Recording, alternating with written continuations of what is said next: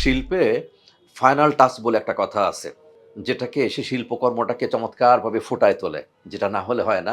যার একটা রূপক আমরা বলতে পারি একজন ভদ্রমহিলা যখন চমৎকারভাবে সেজেগুজে দাঁড়ান। কিন্তু একটা ছোট্ট জিনিসের কারণে জিনিসটাকে সৌন্দর্যটাকে আরো সুন্দর হয়ে ওঠেন। সেটা হচ্ছে কপালের একটা ছোট্ট টিপ। তো আমি যে বিষয়ে কথা বলব যে আজকে আমাদের দেশের প্রায় ৬৫-৭০ লক্ষ ডিরেক্ট বেকার প্লাস আরো নানা রকম সেক্টরে বেকার রয়ে গেছেন, আনএমপ্লয়েড যেটা বলি। চাকরি নেই, চাকরি পাচ্ছি না। প্রতি বৎসরই 2.5 মিলিয়ন বেকার জব মার্কেটে আসছেন, কিন্তু জব পাচ্ছেন না। ইন্ডাস্ট্রি বলছে আমরা যা চাই তা পাই না।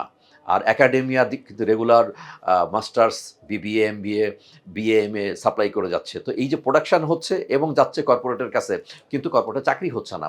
এর মূল কারণ তারা কতগুলো দক্ষতার কথা বলছে। Extra curricular activity. আমরা যখন বিবিএ, এমবিএ বা বিএমএ পড়তে যাচ্ছি, অনার্স পড়তে যাচ্ছি, তখন কিছু কারিকুলাম আছে যে এই সাবজেক্টের এই কারিকুলাম। বাট এর বাইরের কিছু জিনিস সেটাকে বলা হয় এক্সট্রা কারিকুলার অ্যাক্টিভিটি।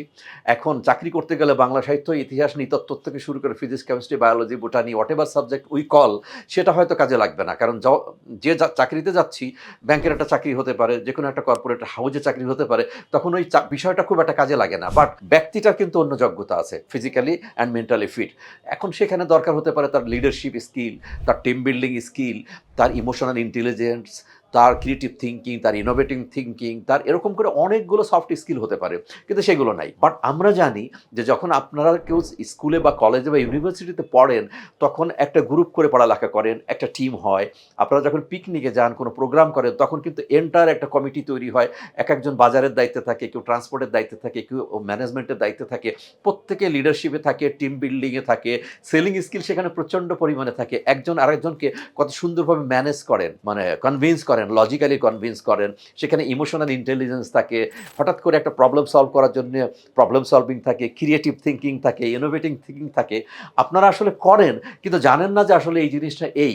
আমি বলতে চাচ্ছি যে সামনের দিনের যে দুর্দিন আমরা দেখতে পাচ্ছি নানা কারণেই। কারণ আমাদের এফডিআই তেমন একটা নাই, ফরেন ডিরেক্ট ইনভেস্টমেন্ট নাই, লোকাল ইনভেস্টমেন্ট হচ্ছে না, অর্থনৈতিক অবস্থা এই। বাট আমাদের তো স্কুল, কলেজ, ইউনিভার্সিটির থেকে ছাত্ররা যে গ্র্যাজুয়েশন বা মাস্টার্স করে আসছে, সিজিপিএ ভালো নিয়ে বের হচ্ছে, এটা তো বন্ধ হচ্ছে না। তাহলে কি করবেন? Maybe it is job, maybe এটা নিজের উদ্যোক্তা হওয়া, কিছু একটা তো করতে হবে। তার জন্য এই স্কিলগুলো দরকার। স্কিলগুলো যে দরকার, তার জন্য আপনাকে অবশ্যই একটু সচেতন থাকতে হবে এবং অবশ্যই এই পার্সোনাল ডেভেলপমেন্ট বা স্কিল ডেভেলপমেন্ট রিলেটেড যে বইগুলো আছে, এই বইগুলো আপনাদেরকে একটু পড়তে হবে দয়া করে। কারণ আপনারা যে ক্যাম্পাসে থাকেন, সেই ক্যাম্পাস অ্যান্ড সেই কারিকুলামের বাইরে কিন্তু আপনাদের হাতে অনেক সময় আছে। আনফরচুনেটলি আমার খুব ডিরেক্ট অভিজ্ঞতা হচ্ছে এটা, যে আপনারা অনেকভাবে সময়টাকে নষ্ট করে ফেলেন। নষ্ট বলব না, ধ্বংস করে ফেলেন। ধ্বংসটা সময়কে করেন না, নিজেকে ধ্বংস করেন। যে মুহূর্তে সিভি নিয়ে আপনি দাঁড়িয়ে, দাঁড়িয়ে ঘুরতেছেন একটা চাকরির জন্য, ১৫, ২০, ২৫,০০০ টাকার চাকরি, চাকরিটা হচ্ছে না। কিন্তু আমার কাছে মনে হয় এখন যদি সচেতন হন, আপনি এই স্কিলগুলো নিয়ে কাজ করেন, এটা আমার বিশ্বাস যে আপনি এমনভাবে নিজেকে তৈরি করে ফেলবেন যে আপনার চাকরি না হয়ে পারে না।